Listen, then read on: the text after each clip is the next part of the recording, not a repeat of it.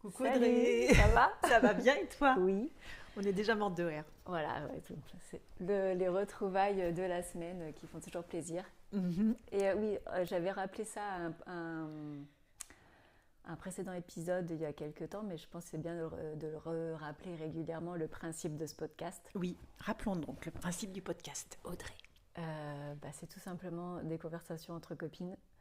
En fait, on s'est dit un jour qu'on avait plein de conversations, j'imagine comme beaucoup d'amis autour de la spiritualité, des énergies, de l'invisible, etc.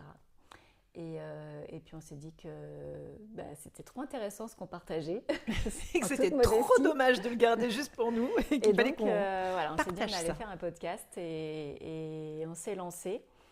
Et aussi la précision par rapport à ce podcast, c'est qu'on ne fait pas du tout de montage. On enregistre one shot et on réécoute même pas en fait. Non, j'ai réécouté le dernier épisode, mais je crois que c'est la première fois que j'en réécoutais un. Mais tu l'as réécouté une fois qu'il était publié. Ah oui, je l'ai écouté tout à Voilà, on l'heure. ne Ouais. réécoute pas avant de Ah non, non, publier, à voir si on doit couper des choses, etc. On fait one shot, on l'enregistre et on le publie dans la foulée. c'est ça.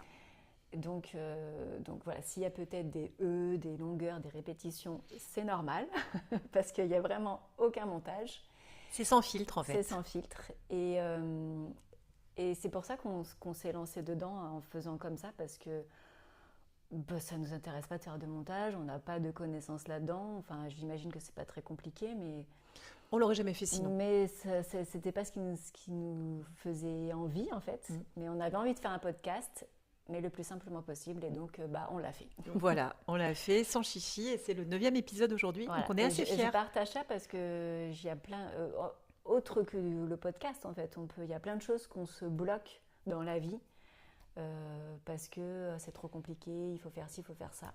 Ou alors on attend de savoir faire du montage, d'avoir le bon micro, Voilà. la bonne tech, le bon machin, Ouais. et en fait on fait Et en rien. fait, pas du tout. Mm, mm. Et donc ça marche pour ça, mais ça marche pour n'importe quoi d'autre dans la vie. Voilà, si vous avez, c'est le message que je voudrais passer, si vous avez envie de faire quelque chose et vous êtes bloqué par une technique ou par quelque chose, en fait faites-le comme vous pouvez le faire. Parce Et qu'il vaut sans mieux se poser de fait questions. que parfait. Exactement. Voilà, donc pour cette petite intro. Merci beaucoup pour ce rappel. Et on va commencer l'épisode d'aujourd'hui avec une question, parce que ça nous tient vraiment à cœur de répondre à des questions, à vos questions. Donc si vous en avez autour de tous ces thèmes de l'invisible, de la spiritualité, de l'énergétique, du feng shui, Du quotidien. du quotidien, n'hésitez pas, vous pouvez nous contacter, on vous mettra les coordonnées de nos mails respectifs, nous envoyer un petit mail et on sera trop contente de répondre à vos questions et d'en faire le sujet d'un podcast. Yes. Et là, du coup, on a une question. Voilà. La question, alors je ne l'ai pas notée, mais voilà, je m'en souviens, c'était j'ai mon mari qui n'est pas du tout spirituel, est-ce que je dois le quitter? En gros, c'était un truc comme ça. C'est à peu près ça en résumé. Donc, question qui, moi, personnellement, me parle beaucoup. Bah moi aussi, Toi aussi. Donc, on va pouvoir en débattre. c'est ça. D'abord, qu'est-ce que ça veut dire être spirituel en Exactement. fait? Commençons par le commencement, ça Ouais. veut dire quoi être spirituel? T'en dis quoi toi? Pour moi, la spiritualité, ça vient d'esprit. Donc, après, est-ce que j'ai une définition très précise de ça? Pas forcément, mais c'est la spiritualité, c'est vivre pour moi dans une certaine conscience, une certaine, comment dire, une élévation de ton esprit et un peu étudier les lois universelles aussi. Mhm. Euh, et puis de la pratiquer, pas juste l'étudier, mais en tout cas pratiquer un peu tout ce que les grands maîtres spirituels ont apporté ici depuis des milliers d'années et de le mettre en pratique dans son quotidien. Ok. Toi, tu définirais ça comment? Moi, je crois que je définirais ça avec un côté un peu plus simple. Alors, ma réponse est inspirée par une lecture que j'ai faite il y a quelque temps qui s'appelle Le guerrier pacifique Ah oui. de Dan Millman. Mm. Et j'aime beaucoup cette histoire parce que c'est un étudiant en spiritualité. Tu vas dans une station-service, c'est pas ça, non? Oui, Oui, ah oui, je m'en souviens. et c'est le gars qui bosse à la station Ouais. essence qui en fait lui enseigne les plus grandes leçons de Mm, vie qu'il aurait pu avoir et il n'attendait pas du tout d'un gars qui bosse dans une mm, station-service de recevoir autant de clarté et mm, c'est pas forcément des enseignements très élaborés mais je trouve que il y a, pour moi être spirituel c'est surtout une qualité de présence, mm. une qualité de présence à soi, une qualité de présence à l'autre, une qualité de présence au monde, une cohérence entre ce qu'on pense, ce qu'on dit et ce qu'on fait. Mm. Et je pense à deux, trois personnes comme ça que je connais qui dégagent une forme de lumière, Mhm. qui n'ont pas besoin de raconter quoi que ce soit de spirituel d'ailleurs, ni d'avoir reçu des enseignements particuliers. Mais quand tu les as en face de toi, ça te fait du bien. Mm. Ils rayonnent un truc. C'est ça. Et c'est le cœur ouvert aussi. Mm. Voilà, pour moi, c'est ça, quelqu'un de spirituel. Après, c'est vrai qu'en plus, s'il a des enseignements de grands maîtres et tout, Mm. c'est trop bien. Mm. Mais même si tu n'as pas reçu d'enseignement, pour moi, tu peux être quelqu'un de Ah spirituel. oui, totalement, ouais. Oui, oui, c'est vrai. Et tu n'as pas forcément besoin de parler de ça pour incarner quelque chose de l'ordre de l'amour, en fait. C'est incarner l'amour sur Terre, Oui, la diffuser la spiritualité. lumière, ouais, c'est ça. En totale cohérence avec qui tu es. Mm. De la meilleure façon qui soit pour toi. C'est-à-dire que ce soit en travaillant dans une station-service, tu peux être caissière ou tu peux être chef d'une grosse entreprise. On s'en fiche. Oui, de toute façon, il faut des lumières partout. Il faut des lumières partout, à l'hôpital, Voilà. enfin, dans tous les métiers, dans tous les Mm. milieux, À la télé. à la télé. Mais bah, du coup, j'ai coupé ce que je voulais dire, je sais plus. Euh, Donc le conjoint, en fait, qu'il soit... Mon conjoint n'est pas spirituel, voilà, on aurait envie de poser la question, mais ça veut dire quoi pour cette personne qui nous a posé la question?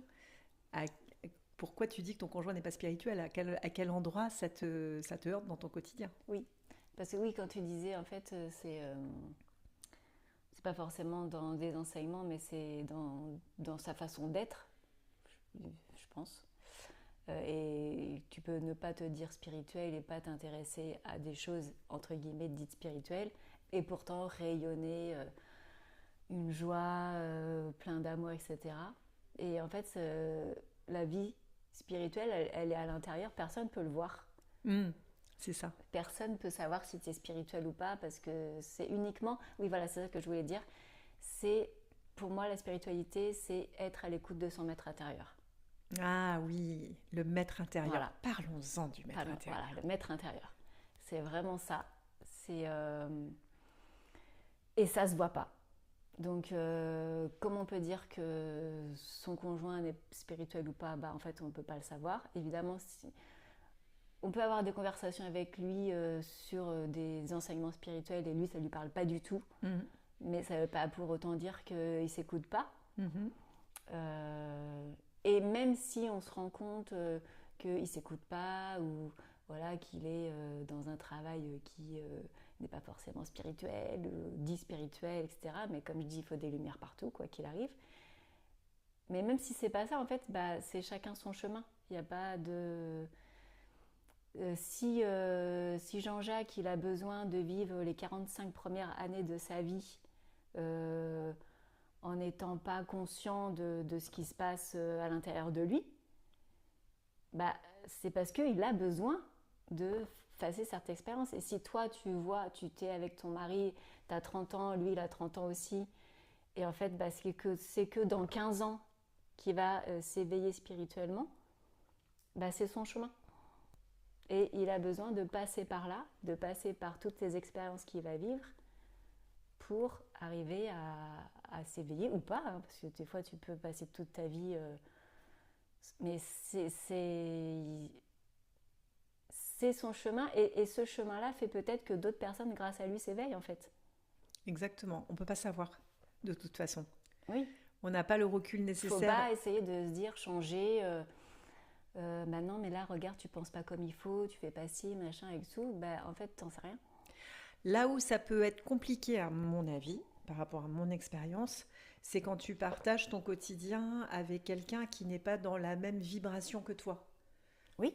Quoi que tu fasses d'ailleurs, là, on parle de Oui, spiritualité, mais oui, ça pourrait être, je sais pas, tu kiffes la musique et en fait, tu as quelqu'un, tu t'adores la musique classique et puis tu as quelqu'un qui arrive le soir, il rentre et il met du hard rock, tu vois. ouais, bah voilà, bah là, ça, Bon, ça... là, ouf, tu sens ton corps, Ouais, en c'est fait, peu comme des importe fausses que ce soit notes. spirituel ou pas, là, on parle de spiritualité, mais comme tu dis, c'est peu importe le domaine. Peu importe le domaine, je pense que c'est important qu'il y ait une certaine harmonie Oui, entre les et deux. de trouver peut-être des points communs ou enfin qui soient autre chose. Chacun a ses comment dire ses hobbies quoi, Ses centres ses centres d'intérêt, ouais. d'intérêt, ses hobbies, etc. Mais si c'est pas tout, bah, c'est pas grave. Non, au Mais à contraire. partir du moment où chacun respecte les hobbies de l'autre, les centres d'intérêt de l'autre. Et qu'il y a cette histoire d'harmonie. Quand il peut y avoir des relations où il y a beaucoup d'harmonie pendant un temps, et puis les choses changent parce que la vie, Oui, c'est le mouvement, et que rien ne dure, et que tout est en mouvement, en évolution, en croissance, et que d'un coup, deux êtres humains qui s'accordaient comme deux instruments de musique, et ben, un jour, ils vont sonner faux ensemble. C'est mm, vraiment comme une musique en fait. mm, Et si ça commence à sonner faux, on peut avoir le choix soit de faire semblant qu'on s'en rend pas compte, qu'on n'entend pas la fausse note, soit de réagir et d'obliger l'autre à s'accorder à sa nouvelle note à mm, soi, ou alors bah, se remercier pour le temps passé ensemble mm. et partir chacun à la recherche de l'harmonie suivante. C'est ça. Bah oui, en fait, ouais, c'est pas du tout une question de dire il est pas spirituel, est-ce que je dois le quitter ou pas. C'est est-ce que toi ça te gêne dans ta façon de vivre au quotidien. Est-ce que ça t'agresse? Est-ce que ça te fait Voilà. réagir? Est-ce que Qu'est-ce que lui, ça fait réagir en toi? ouais, et lui, qu'est-ce que ça lui fait. Mhm. Voilà, parce qu'il y a des moqueries. Enfin, tu vois, c'est moi par exemple par ma propre expérience. euh, Moi, qui suis passionnée par tout ça, mon conjoint, pas du tout. Enfin, pas du tout, et encore, des fois, je lui en parle, il fait peut-être semblant de s'intéresser, je ne sais pas, mais en tout cas, il y a ce respect de dire va là-dedans, ça te va très bien, et même limite, je t'encourage, tu vois, mais bon, moi, ça me parle pas, quoi. Mm. Mais il y a une ouverture. Il y a une ouverture, il n'y a pas du tout de. Et après, ça dépend, ça n'empêche pas que, bah, comme je disais tout à l'heure, la spiritualité à l'intérieur. Mhm. Donc c'est pas, je suis pas là à diffuser mon encens dans la maison, tu sais, à vivre dans une espèce de. Non, je D'ashram. vis C'est pas normalement en l'ashram chez fait. toi, Non, Audrey. Ah, je suis ultra déçue. Vous n'êtes pas tous en position de yogi, non, les deux enfants, le mari, le chien. voilà, c'est ça. Non, non. Yogi pose, Chien tête en bas. chien tête en bas. Bah non, en fait, c'est qu'on vit chacun notre vie, mais normalement, comme n'importe quel couple, comme n'importe quelle famille. Mais moi, ma spiritualité, même si là, on en parle ensemble, j'en parle quand je suis avec toi ou avec les copines, quoi. Mais après, dans mon quotidien, c'est juste intérieur, en fait. Mm. Et j'ai bien aimé quand tu m'as raconté, parce qu'on a parlé de nourriture un petit peu avant de commencer à enregistrer. Et, et donc tu racontais que toi, tu manges plus de viande depuis déjà plus de 10 ans. Mm. Et ça n'empêche ton conjoint d'en manger. Et c'est super OK pour toi, tu fais même pas attention. Ah, mais en fait, ouais, c'est ce que je disais, je fais plus attention. Je disais au tout début, donc j'ai arrêté en 2014. Au tout début, tu as un peu le syndrome du fumeur qui a arrêté de fumer, qui fait chier tous les fumeurs autour de lui, qui supporte plus de voir les gens fumer et qui dit à tout le monde qu'il faut arrêter de fumer. Et donc moi j'étais un peu comme ça, faut pas manger de viande, la souffrance animale, etc. Et maintenant, mais pas du tout quoi. Maintenant, chacun son chemin en fait. Mm. Arnaud, bah, il mange toujours de la viande. Et alors, c'est sûr que je vais pas acheter de la viande et aller en cuisiner. Oui, Mais parce que c'est pas que je veux pas. Enfin, si je veux pas quand même, mais c'est que ça me. dis-nous tout, Audrey. Mais c'est que ça me traverse même pas l'esprit en fait. Ouais, c'est plus un même sujet. pas genre j'y pense et puis je me l'empêche. C'est que j'y pense pas. Ça n'existe plus Naturellement, je le fais pas quoi. dans ton monde, le cuisiner de la viande, ça Voilà. n'existe plus. Ouais. Donc, je cuisine des plats végétariens ou du poisson ou voilà, des œufs, etc. Et lui, quand il veut se faire un plat avec de la viande, bah, il va acheter, il fait ses courses et il fait son repas. Et en fait, Mais personne ne reproche rien à l'autre, c'est ça qui est top. voilà, personne ne reproche là. Il va pas me reprocher de pas lui faire son repas comme De lui pas il lui... l'entend, quoi. J'allais dire un truc, de pas lui cuire sa saucisse. Pardon, c'est sorti tout seul. Voilà, exactement. Et ben ça c'est sympa, ça c'est bien, ça c'est du respect mutuel, tu vois. En fait, c'est vrai qu'on a une relation qui est, on peut dire, d'adulte, entre guillemets, parce que chacun vit sa vie quelque part, sans que l'autre impose sa façon de voir les choses. Ah ouais, ça fait du bien. Ah oui. Après, je dis pas des fois, je dis pas qu'on s'embrouille jamais, tu vois, mais et souvent quand on s'embrouille, c'est que l'un veut imposer son choix à l'autre, finalement. Bah oui. C'est ça en fait. Et je voudrais qu'on revienne sur l'histoire du maître intérieur, parce que quand tu m'as raconté la façon dont tu avais arrêté, parce que moi je mange encore de la viande, ah oui. et on avait cette discussion-là, et c'est vrai que c'est un sujet sensible, parce que ça vient vraiment toucher euh, des valeurs profondes, et Dieu sait que j'aime les animaux. Et pourtant, j'ai essayé d'arrêter de manger de la viande, parce que dans l'idée, évidemment, je trouve ça super, et je préférerais être végétarienne. Mais au bout de 6 mois, je dormais plus. J'ai vraiment un problème d'insomnie chronique. Et après avoir fait des prises de sang et des examens médicaux, bon, moi, je me suis remise à manger de la viande en essayant de manger de la viande de qualité, je sais d'où elle vient, de façon, c'est pas tous les jours, c'est de temps en temps, et j'en ai besoin pour l'instant. Mais ça, c'est cohérent avec ce que je suis profondément. Et raconte-nous comment toi, tu as arrêté. Moi, quand j'ai arrêté de manger en 2014, ça faisait déjà 5 ans que je voulais, que je me disais qu'il fallait que j'arrête de manger de la viande. Mais voilà, j'avais toujours le petit poulet du dimanche du marché qui me faisait de l'œil, le petit sandwich au jambon beurre, c'est sympa, voilà. Donc à chaque fois que j'en mangeais, j'avais quand même cette petite voix là qui est bon, c'est bon là, un peu de culpabilité, tu vois, mais j'en mangeais de moins en moins, mais quand même, j'en mangeais quand même. Et en 2014, un événement douloureux dans ma vie fait que, ok, là j'arrête de manger de la viande. Et je me suis dit, à partir de ce moment-là, je vais faire ce que je pense et ce que je dis, quoi. Donc j'ai arrêté de manger de la viande. Et là, en fait, pour moi, ça a été la meilleure décision de ma vie parce que vraiment, je me suis sentie libérée d'un poids. J'étais en accord avec moi-même. Ouais, j'étais complètement vraiment, ça y est, alignée. ok, ça y est, enfin, je me suis écoutée, en fait. Et je pense que c'est comme ça que tu veux dire le maître intérieur. Parce que même après 6 mois après, où je me retrouve un dimanche chez mon père qui a toujours que des bons produits et qui ce jour-là avait fait un poulet de la ferme super bon et tout machin, ça sentait super bon. Et là, j'ai dans ma tête qui me dit allez, à ce moment-là, je mange plus de viande, mais uniquement lors d'occasions comme ça où je sais que c'est une bonne viande de qualité, etc. Et je prends une bouchée de ce poulet et en fait, je la recrache parce que ça me dégoûte au plus haut point. Ah ouais. C'est vraiment... et là, j'ai su que plus jamais j'en mangerai. Ouais. Et je sais qu'il y a des personnes qui ne peuvent pas, comme tu t'expliques, que physiquement, c'est pas possible pour eux de ne pas manger de viande, ils sont malades, etc. Écoute, merci mon Dieu, en fait, de pouvoir... ne pas être malade et au contraire d'être vraiment très bien physiquement, mentalement, etc. et de ne pas avoir eu de problème de santé. Et du coup, même j'ai été enceinte, j'ai eu ma grossesse, ma deuxième fille en mangeant pas de viande. J'ai allaité pendant 1 an sans manger de viande. Ah ouais. Donc voilà, c'est propre à chacun. Mais je suis sûre que c'est aussi une histoire d'alignement. Parce que quand c'est super OK avec toi, quand tu dis, voilà, j'étais enfin alignée entre ce que je pense, ce que je dis et ce que je fais. Les Amérindiens, c'est les Lakota, ils ont cette expression que je trouve trop belle, c'est marcher sa parole.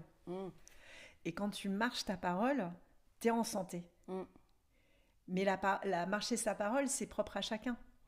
Et je trouve qu'aujourd'hui, avec cette histoire d'ère du Verseau, de changement cosmique collectif et de tout ce qu'on traverse en ce moment, c'est encore plus fort cette idée que c'est doit aller vraiment à l'intérieur de soi, à l'écoute de ce maître C'est intérieur, ça. pour s'aligner avec sa parole, s'aligner avec ses valeurs Mm, et les incarner. mm. Et elles sont différentes les uns des autres. Mais c'est pas. Et il n'y a pas de jugement à avoir, en Voilà, fait. c'est ça. C'est pas. Il n'y a pas de comparaison, il n'y a pas d'échelle de valeur. Tu n'es pas Voilà, plus et il y a spirituel pas, que moi exactement, qui. il n'y a pas t'es plus spirituel ou moins C'est spirituel ça. parce que tu manges de la viande, parce que tu n'en manges pas, parce que. Parce que tu n'as pas fait tes 12 salutations au soleil Voilà, pendant les exactement. vacances. Et ça aussi, c'est un piège Parce qu'on parle de nourriture, mais c'est dans plein d'autres. dans plein de notre domaine. Ouais. Et quand on se dit spirituel, bah après, ou quand une personne se dit spirituelle, ah bah dis donc, Brigitte, elle se dit spirituelle, mais bah ouais, elle mange de la viande, bah elle n'est pas du tout spirituelle. Mm. Mais ça n'a rien à voir en fait. Mm. Brigitte, elle a un gros 4x4. Brigitte Paulu. Brigitte Paulu ne fait pas attention à la terre. Et elle Pardon se à dit toutes les spirituelle. Brigitte. Ah mais non, c'est pas spirituel. Brigitte a une piscine. Brigitte a une piscine. Ah, ça c'est pas bien, C'est Brigitte. pas écologique, elle fait pas attention à la terre. Non mais tu vois, donc on peut pas dire qu'un être se dit spirituel et en fait dans l'apparence, bah, ça correspond pas à ce qu'on attend de l'être spirituel. Mhm. Mais en fait tout ça c'est intérieur. Exactement. Et de plus en plus, d'autant plus aujourd'hui, je trouve que c'est le temple est à l'intérieur. Exactement. Bah oui. Le temple est vraiment à l'intérieur. Mais voilà, comment j'honore mon temple? Ouais. Est-ce que je le nourris comme il a besoin d'être nourri? Mm. Est-ce que les relations dans ma vie nourrissent mon temple intérieur ou pas? Mm. Tout parle de ça maintenant. Mm. Et c'est pas toujours facile.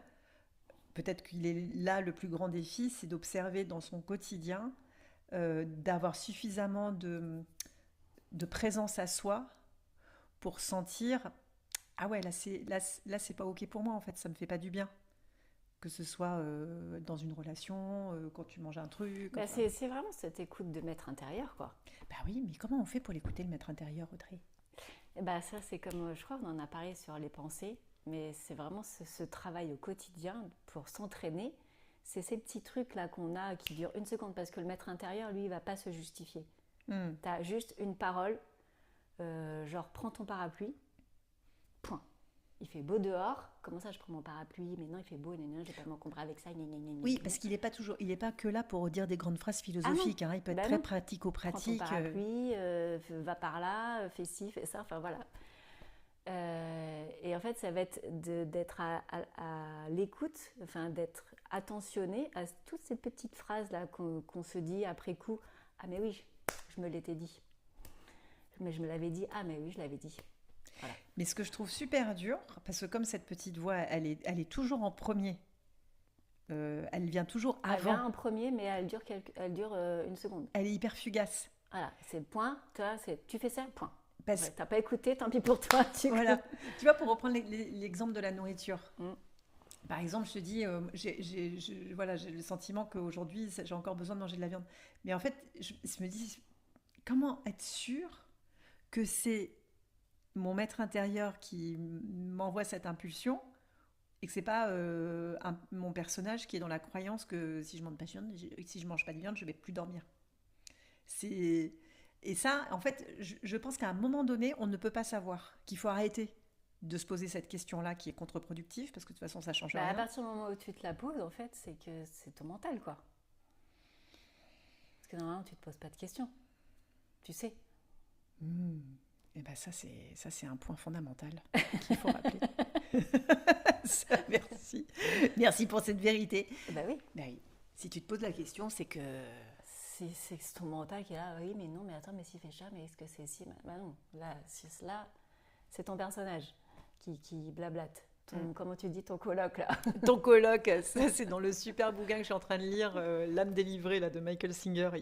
Il personnifie la voix dans notre tête. Il l'appelle ton coloc ou ta coloc. Ta coloc complètement cinglée là. Complètement tarée. Là, je vis avec une hystérique. C'est ça. Donc cette coloc complètement cinglée qu'on a tous, voilà. Donc elle a beaucoup de choses à raconter. beaucoup de choses qu'on ne sait plus où on est. Qui crée beaucoup de confusion. Voilà. Et par contre, le maître intérieur, lui, il n'a rien à raconter, il n'a rien à justifier, il sait. Point. Donc c'est ça qui... Mais c'est vrai qu'il parle tout doucement. Ouais. Et donc il faut s'entraîner à... Pas se taire. Ouais, c'est ça. et je rebondis sur ton défi là, des 21 jours sans se plaindre, parce qu'en fait, ça permet ça aussi. Ah, grave. Parce que la coloc hystéro se plaint beaucoup. Ouais. Donc si tu arrêtes de lui donner à bouffer et tu arrêtes de te plaindre, au bout d'un moment, elle va se lasser. Elle va se taire. C'est ça. Ouais, ça, c'est vraiment... On en a parlé aussi, mais je trouve que c'est toujours bien de le redire. Oui. Les pensées, là, cette coloc intérieure, c'est comme une espèce d'entreprise qui fournit des produits, quoi. Et puis la bouche, c'est le client. Et si le client, il arrête d'acheter les produits de cette entreprise de pensée qui tourne en boucle, etc., de plaintes, forcément, l'entreprise, la pensée la production va diminuer, quoi. C'est ça. J'adore cette métaphore très, très capitaliste. Voilà. Donc, mais en même temps, c'est tellement ça. C'est vraiment un outil hyper concret dans le quotidien, d'arrêter de se plaindre, de prendre conscience de nos plaintes. Parce que forcément, on va se plaindre intérieurement dans la pensée, on ne peut pas arrêter. C'est compliqué. Avec des 70 000 pensées par jour, c'est compliqué de prendre conscience de tout ça. Mais du coup, tu en prends conscience quand tu le dis. Et plus tu vas en prendre conscience, et moins tu vas ouvrir ta bouche. Et moins tu vas ouvrir ta bouche, et moins tu vas avoir moins tu auras de pensée sur ce sujet-là. Et du coup, moins tu auras de pensée, plus tu auras accès facilement à ce maître intérieur. Exactement. Et pour boucler la boucle avec le conjoint, est-ce que je reste avec mon conjoint parce qu'il n'est pas spirituel ? S'il est de sa bouche ne sortent que des plaintes et des paroles négatives, ça veut dire qu'il a un coloc très très très présent, donc il n'a pas forcément accès à son maître intérieur. Et peut-être que elle est là, l'observation à observer. Ouais, et après on peut même aller plus loin. Parce que c'est qu'on peut pas dire oui, il faut quitter, il faut partir, machin et tout. C'est pas à nous de le dire. On peut pas répondre à cette question-là, évidemment. Mais c'est juste comment toi tu te sens. Parce que ça peut aussi être un moyen d'expérimenter, justement d'être avec une personne comme ça. Et toi, qu'est-ce que ça te fait vivre à l'intérieur ? Oui. Et comment tu travailles là-dessus pour que ce qui se passe à l'extérieur ne t'atteigne plus. Et arriver... c'est un super exercice, en fait. C'est un super exercice. Et l'exercice au quotidien pour être en paix avec qui tu es, peu importe ce qui se passe à l'extérieur. Et en plus tu vas être en paix, plus l'autre à l'extérieur va se rendre compte que ça a plus d'impact. Et du coup, ça s'arrête naturellement, tu vois. Exactement. Soit il arrête de dire des choses négatives, soit il se casse. Tout seul, naturellement. Ou c'est elle, c'est la personne qui s'en va, ou qui se rend compte que non. C'est juste, mais c'est juste tout ça, c'est des expériences, quoi. Et après, juste la question, c'est qu'est-ce que ça vient me montrer ? Et un petit tips aussi, un petit outil, comme d'arrêter de se plaindre, de dire des choses négatives. Je ne sais pas si j'en ai déjà parlé, les colonnes de bec. Je crois que tu en avais fait une petite allusion une fois, non ? Alors, ou alors peut-être c'était avec moi, mais je ne me souviens plus. De toute façon, c'est toujours bien de répéter. Oui. C'est vraiment un outil d'investigation intérieure. Tu pars de ton quotidien et tu observes quand un événement extérieur te fait réagir. Quand il y a une émotion forte, quelque chose qui te fait te contracter, enfin vraiment plutôt désagréable. On va bosser sur les choses désagréables. Tu l'observes et tu vas l'étudier. Tu vas prendre un petit cahier et tu vas noter, d'abord tu vas noter les faits, mais objectifs, comme si tu racontais les faits à un gendarme. Moi, je me souviens vraiment d'un petit événement comme ça qui m'avait complètement bousculée. C'est un gars dans la rue qui m'avait bousculée, mais très fort. Et j'avais dit pardon. Et ça m'avait tellement secouée que j'avais pleuré après. En fait, je me sentais vraiment très très mal avec cet événement. Et donc tu racontes l'événement factuel. Donc je marche dans la rue, un homme arrive en face de moi, me bouscule, me rentre dedans et me bouscule. Point. Il n'y a pas d'affect, il n'y a pas de jugement, il n'y a pas Oui, d'émotion. c'est juste des faits. C'est vraiment le truc de gendarme. Deuxième question que tu vas te poser, c'est quoi les pensées automatiques qui se sont enclenchées dans ma tête à ce moment-là? Donc là, dans mon cas, c'était des trucs... En plus, bon, c'est la coloc, hein, tu laisses la parole à la coloc. Là, oui. Donc, il y a de tout. Ça passe de « je suis invisible, c'est horrible, personne ne me voit, quel con, mais il s'est pris pour qui ?» Enfin, voilà, sans censure. Ok. Tu dis tout.